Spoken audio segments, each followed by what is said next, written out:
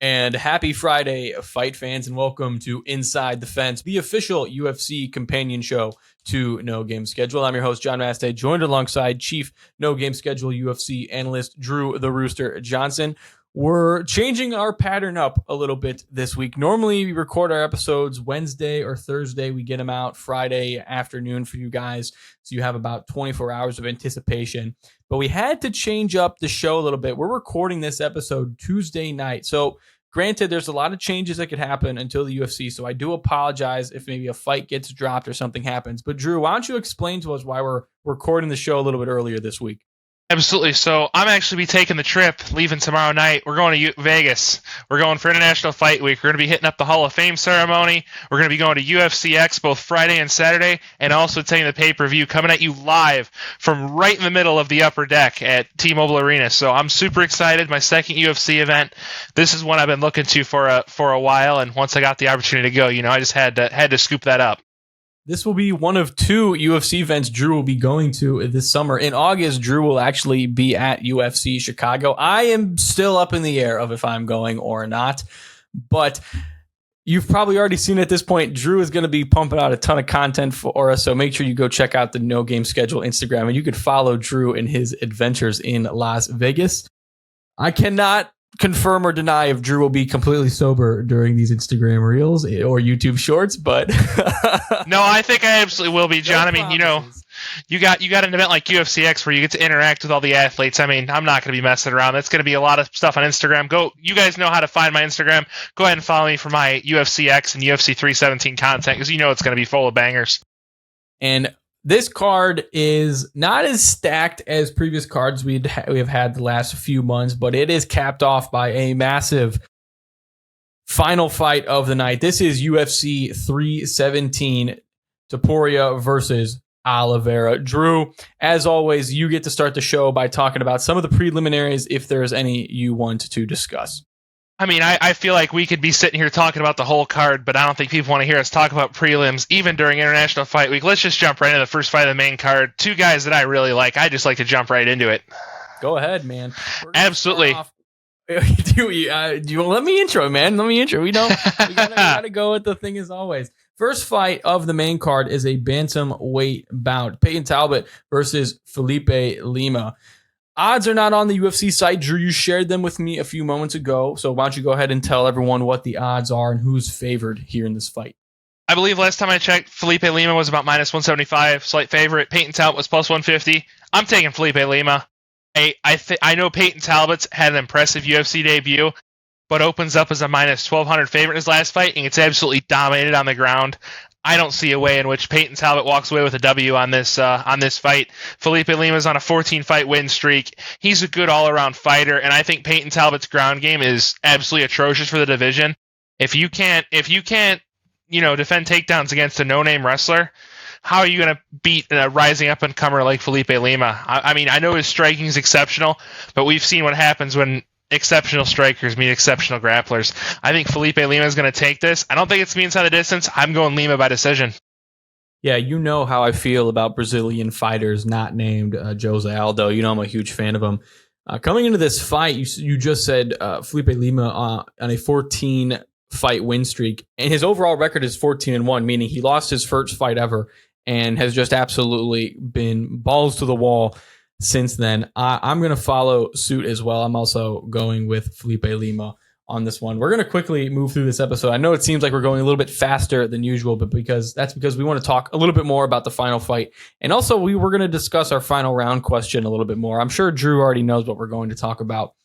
But let's move up to the second fight of the main card, a flyweight bout between Brandon Royval and Joshua Van. Right now, odds are minus 125 in Royval's favor. A United States versus a Myanmar. I can't think of another fighter from Myanmar. He's the only one. He's the only one. So yes, there you go. Drew, break it down for us. So I've said this before. One of these days, I'm gonna go to you. I'm gonna say, Drew, break it down, and I do fully expect you to break dance in your bedroom. Keep that in mind. Go ahead, sir. So I've said this before. I think Joshua Van's the next guy that's going to be able to beat Pantoja. Pantoja is probably one of the most dominant flyweight champs we've seen since Mighty Mouse left the UFC. But the one thing about Joshua Van is that I think he's excelling too quick. His last fight was 3 weeks ago. Won by TKO in the second round, and he took a short notice fight because Manel Kape pulled out of this fight. I think that if this fight were to happen a year down the line, the outcome is completely different, but I don't see Joshua Van beating a guy like Brandon Royval just yet. I feel like he's got all the tools to eventually beat Brandon Royval, just not at this time. Royval has shown that he can go toe-to-toe with guys like Moreno and Pantoja, and even go 5 rounds with Pantoja. You know, we've seen what happens when good strikers meet a fighter like Pantoja. It's called they get submitted in the second round. Real quick, how common is it for a guy to have that quick of a turnaround in between fights? I mean, you said he fought 3 weeks ago, I'm assuming in, Fight Night or Ultimate Fighter or something smaller, but is it, I feel like a majority of the time you talk about camps, and that's guys preparing for months on end for a specific fight. I know the smaller fighters, they kind of have to take fights quickly like this because they don't got that much money and they need to build a brand for themselves. But is 3 weeks, do you see that often? I mean, I've seen a 7-day turnaround. I've seen a 10-day turnaround. I mean, it's not common, but I've seen short notice fights where something gets pushed back a week or they take a fight on 3 weeks notice. But fighting that quick of a turnaround is not common at all in the UFC. It's very, very uncommon, and that's why I feel like Joshua Van's gonna be at an even slighter disadvantage than he normally would be. I mean, you talk about Royval, he's got the number 1 rank next to his name for a reason. I don't think Royval's a bum. I think he's a really, really good fighter, and he's proven he can go toe to toe with guys like Moreno and Pantoja, but just isn't just that much better than them to beat them. I think Joshua Van has all the tools in maybe a year or two to go out and beat Alexander Pantoja, but I feel like when you're going this quick in the UFC, he's eventually going to meet someone that's just got more experience than him. I think this is his 7th fight in 365 days, which is absolutely nuts. I've probably watched this guy fight 6 times, and he's really, really good. I just don't think he's going to beat Royval in this fight. Maybe I would love to see a Royval versus Van too, and I think that outcome's different, but for that reason, I think I'm going to take Brandon Royval in this fight. I'm taking Royval as well. You're talking about the number 1 ranked contender, and I think that quick turnaround, I don't know. You talk about a 7-day turnaround and an 11-day turnaround. I get it. I think, we talk about it all the time, rest and relaxation, R&R. I think it's super important in fighting. I think it's super important in all sports. But specifically in fighting, you're coming after. I mean, I don't know how tough of a fight it was. I mean, what was the last fight he had? The one 3 weeks ago. It was a war. He went about 2.5 rounds and knocked the guy clean out. It was an unbelievable fight. I think he landed well over 100 significant strikes. It was a war, but he didn't take much damage. He didn't get cut. He didn't look bad. I think it was almost like a 2.5 round beatdown. He just beat the guy up. And that's what Joshua Van does. He just wears on you, and eventually you're looking up at the ref going, what happened? The way you describe it, it sounds like this will be a good fight. I'll take Royval just because of the ranking. I think there's always a reason these guys are number 1, but situation like this, you will never know. Let's move up. 3rd fight of the night, or the main card, the lightweight bout between Dariush and Moicano. Right now, kind of split.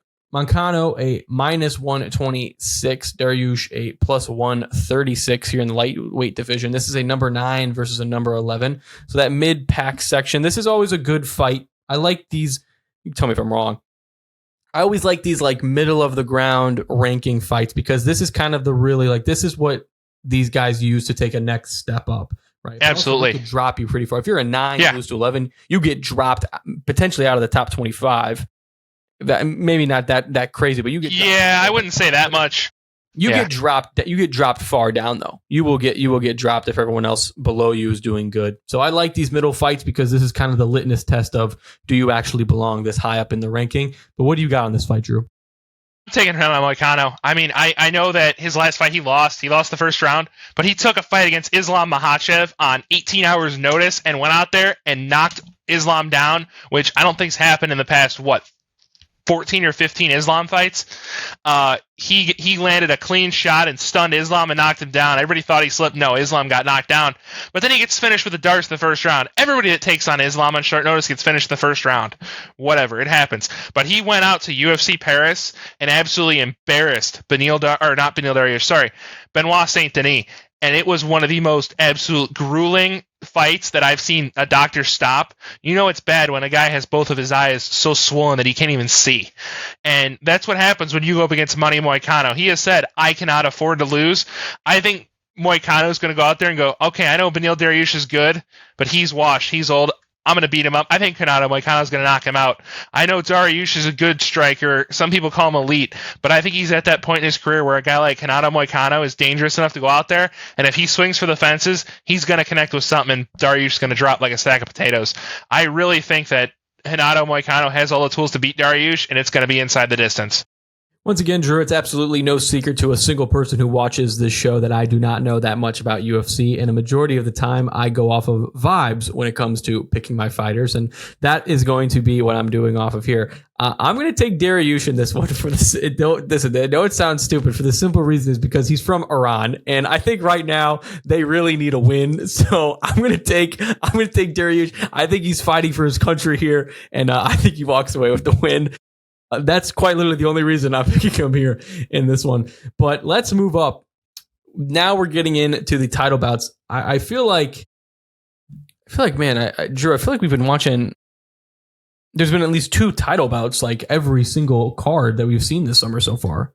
They are scheduling these back to back pretty good. So we'll go, but it's a flyweight title bout. Which, by the way, this is the first time in a while I've seen no women fighters on the main card. Yeah. They've been on a pretty impressive run. But the flyweight title bout between Alexandre Pantoja and Kai Kara France, the champion versus the number 4 contender. Right now, odds on minus 265, to Pantoja, and a plus 215 to Kara France. Title bouts, listen. They go one of 2 ways. Either it's an absolute brawl and people talk about it for years, or it's that Strickland versus Adesanya fight, and it's the most boring thing I've ever seen in my entire life. Which direction do you think this one goes? I could see it going either way. The thing about Pantoja is people call him a boring fighter. I don't think Pantoja's a boring fighter. I mean, yeah, sure, he uses a lot of wrestling, but when you're that good at something and you're good at everything else, why wouldn't you use the best tool in your toolbox? Against a guy like Kai Kara France, who's an extremely dangerous striker, I think Pantoja's going to really utilize his wrestling, and I'm just going to say it, I think Pantoja's going to beat Kai Kara France. It's going to go 5 rounds, and Pantoja's going to wear him down and wear him down and wear him down and get his hand raised by decision. I know Kai Kara France has been putting people out. The power he has at 125 is absolutely amazing. It's something we really haven't seen from a little guy like this in a while. But the thing with Pantoja is he's good at beating strikers. Look who he's beat. He's beat Brandon Moreno 3 times. He's beat Steve Erceg. He's beat Kai Asakura, who is noted as one of the most dangerous strikers in all of MMA, and then comes over from Risen. You know how good you have to be to get a UFC title shot in your first ever UFC fight? That's how good Kai Asakura was, and Pantoja submitted him in the 2nd round after wearing him down.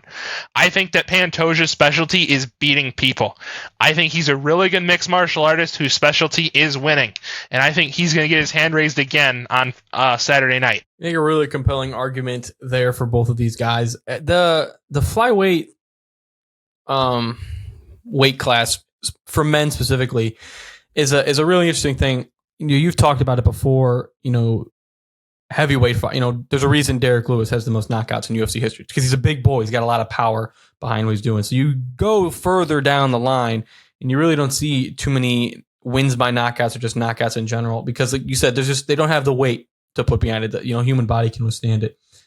So watching a fight like this, where it is very much a guy who is a striker versus a guy who is really good at defending strikers, I think this might be a situation where it's an unstoppable force versus immovable object. And I think this is going to lead to a very interesting fight. I'm going to follow you as well. I'm going to go Pantoja simply because he's a champion. He's got that experience. But I think, as always, defense is the most important characteristic of a UFC fighter. And I think Pantoja just has a little bit better defense.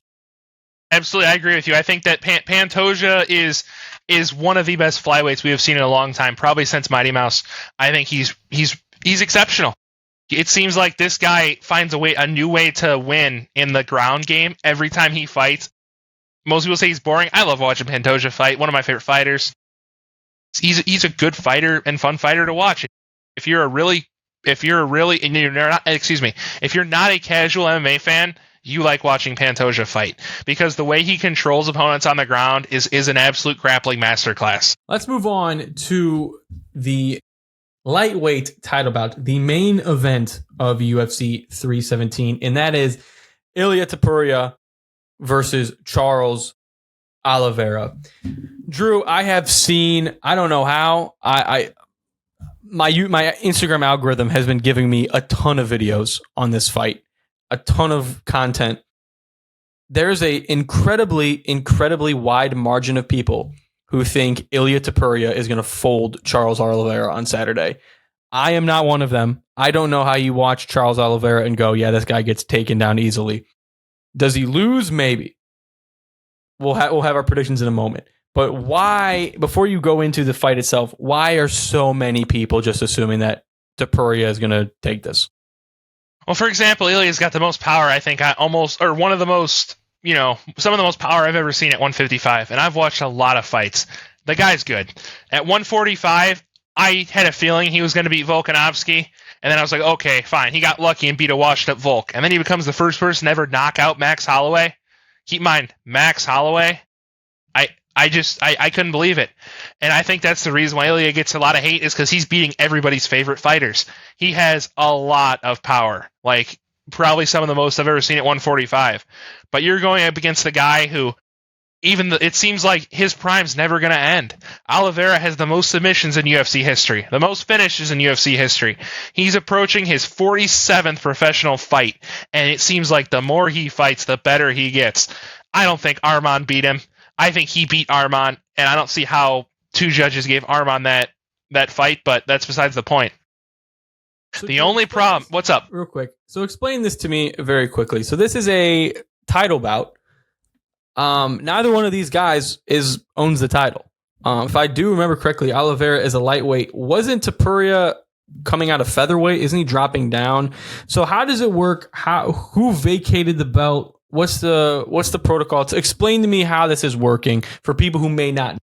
So here's what happened. So Ilia, after he beat Max Holloway, said, I'm done with cutting to 145. I think I've cleaned out the division. I want to move up to 155. So that's what he did.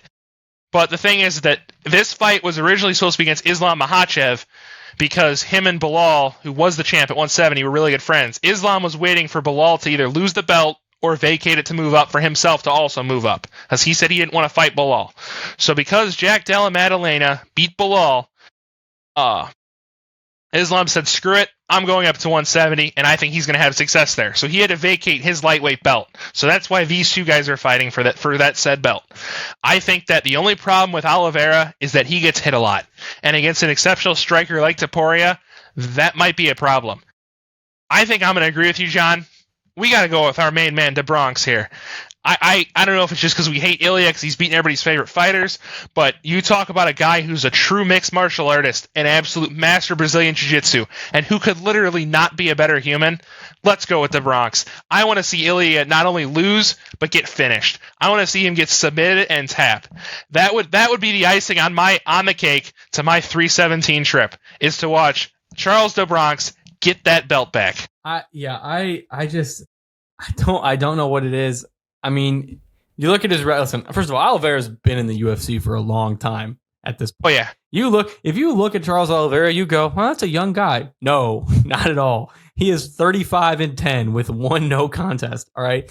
Topuria is 16-0. So if you're going off of that, I think everyone gives it to Topuria, which I think that's the reason a lot of casuals online are just giving Topuria this fight, is because they're looking at records alone. I talk about this all the time, Drew. You know how very real it is. Grappling, your Brazilian Jiu-Jitsu, your striking, whatever factor you want to put into fighting, right, is secondary to the grit that you have, the sand in your boots, right? Can you stay in there and fight? And let me tell you something, man. If you disagree that Charles Oliveira doesn't have one of the best grits in the UFC, you're a fucking idiot. You are an absolute fucking moron if you don't think that. Charles agree with you.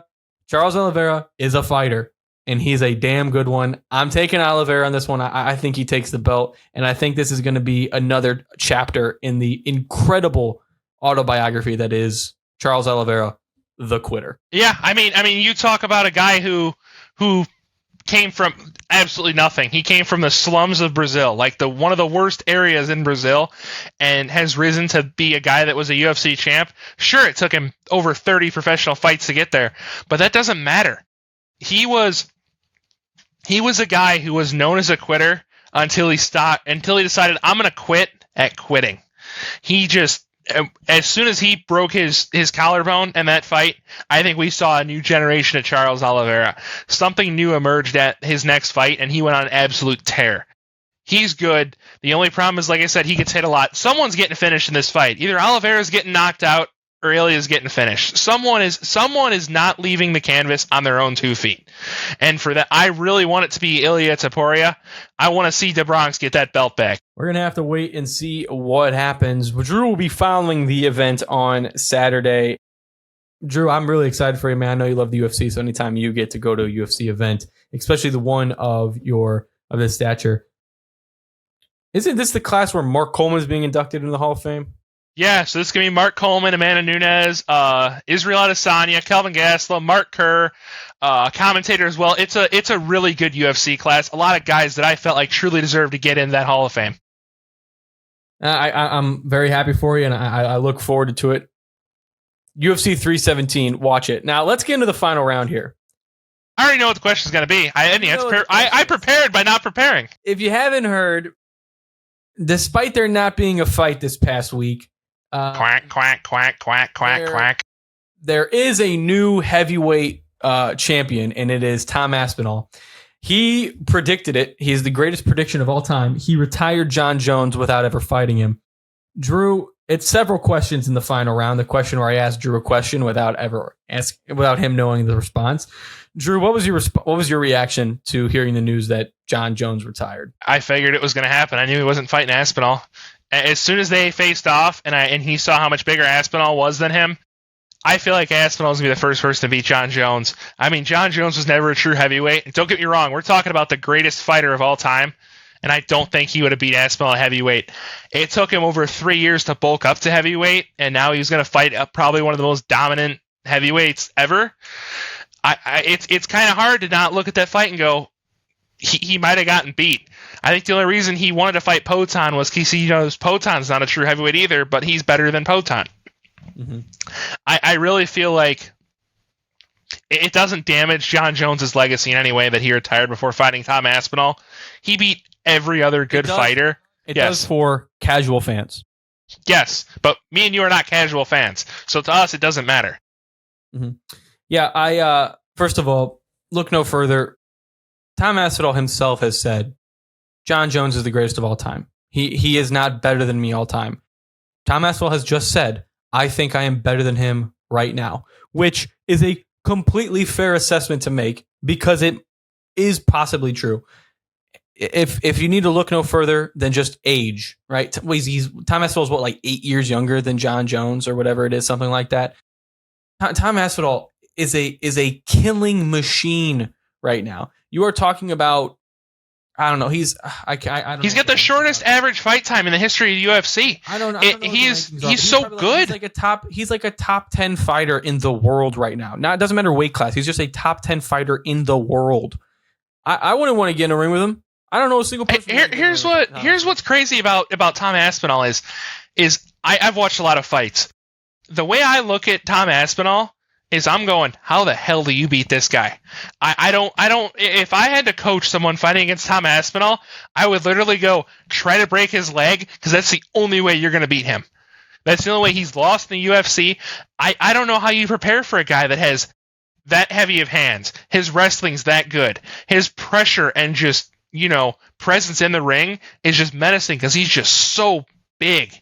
He is literally what Brock Lesnar wished he was in the UFC.